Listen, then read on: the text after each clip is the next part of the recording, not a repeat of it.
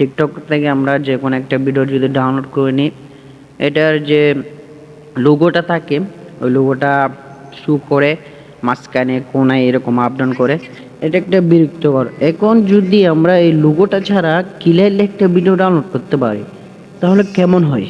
তো চলো আজকে তোমাদের এইটাই দেখাই দেবো যে একটা ভিডিও কীভাবে ডাউনলোড করতে হয় একদম ইজিভাবে দাও, উইদাউট ওয়াটারমার্ক, কোনো লোগো থাকবে না, কোনো কিছুই থাকবে না।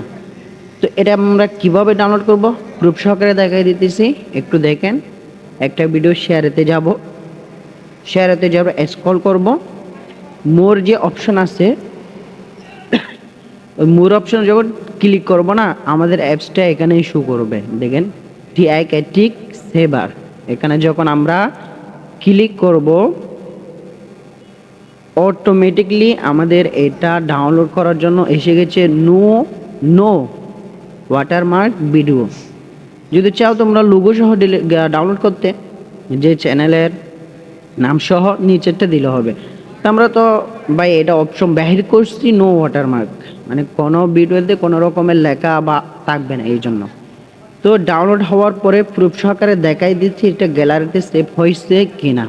তো দেখেন অলরেডি এটা গ্যালারিতে সেভ হয়ে গেছে, অনেক সুন্দর স্মুথলি ভাবে চলতেছে, বেশি চালাইতেছে না কারণ কপিরাইট দিবে সেই জন্য।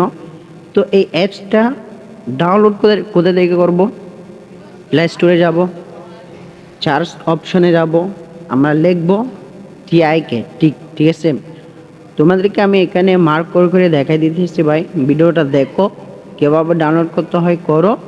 এরপর যদি কাজের সাথে মিল না হয় তাহলে লাইক শেয়ার সাবস্ক্রাইব করো না, কিন্তু যদি এটা তোমার উপকারে থাকে, উপকারে আসে, তাহলে অবশ্যই ফলো করবা, সাবস্ক্রাইব করবা, লাইক শেয়ার কমেন্ট অবশ্যই করবা না বুঝে থাকলে।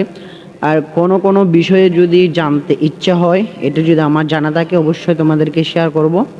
তো আমরা এটা আমার যেহেতু ডাউনলোড করা আছে সেজন্য এখানে ওপেন দেখাচ্ছে, এটা তোমরা ইনস্টল করে নিবা।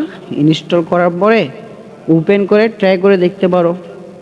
ওকে, এরকম ইম্পর্টেন্ট ভিডিও পাওয়ার জন্য অবশ্যই পাশে থাকবেন। ওকে, আল্লাহ হাফিজ।